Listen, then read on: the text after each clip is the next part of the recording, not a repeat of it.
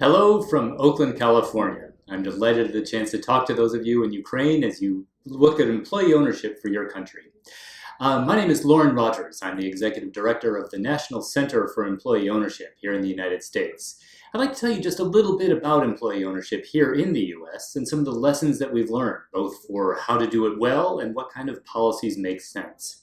Right now in the United States, as many as 22% of people who work in the private sector have stock in the companies where they work. We have four major forms of employee ownership. The best known is ESOPs, or Employee Stock Ownership Plans. There are about 7,000 ESOP companies in the United States, and they employ over 10 million people.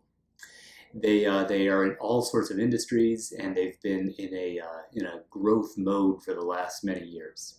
Another category of employee ownership is equity compensation, and that's what people think of when they think of Silicon Valley and innovative startup companies.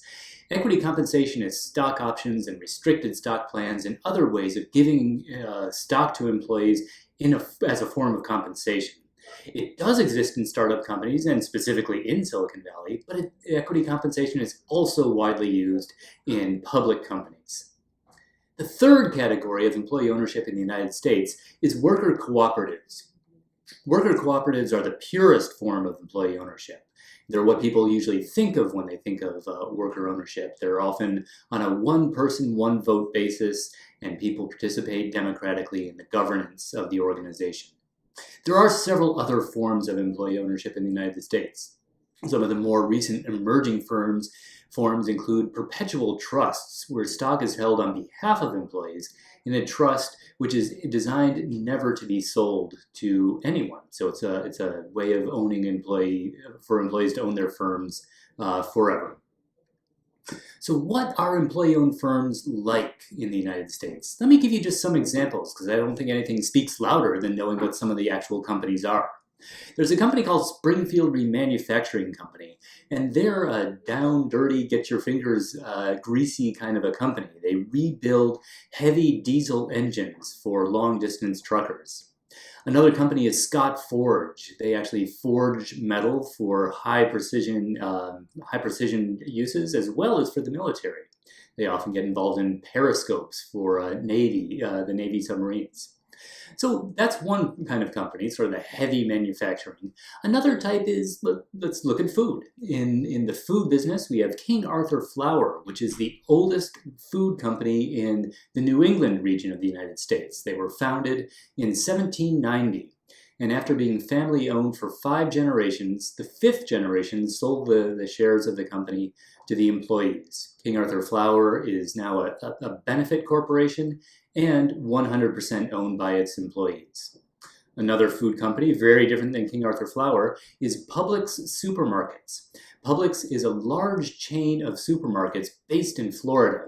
They have about 153,000 employees in their ownership plan. Beyond food and manufacturing, another example is consulting. We have a number of firms that are white-collar, highly skilled employers. One example is ATA Engineering. They're based in Southern California, and they make a number of high-tech, very sophisticated devices, including some things that were included on the Mars rover that landed on the planet Mars several years ago.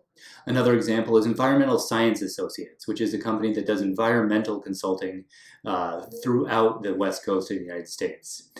Other employee-owned companies are in all sorts of different industries. McCarthy Construction is in construction. We have beer brewers. We have companies that do all sorts of things.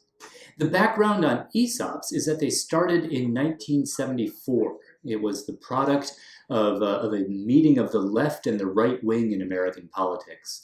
In a single person, it was a senator named Russell Long, and he used the rhetoric of both the left in terms of getting more people engaged in the economy and distributing wealth to more people, and the language of the right in terms of making sure that the United States was a system that was capitalist with as many capitalists as possible.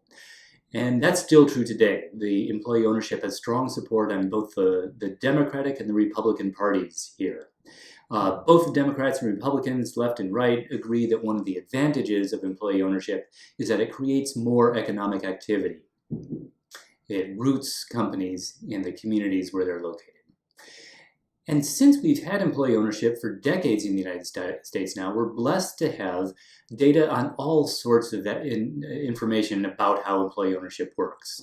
Some of the most fundamental data is about the productivity impact of employee ownership. Employee-owned companies tend to increase their productivity in the year that they become employee-owned, and they tend to hold on to that productivity bump over the following years.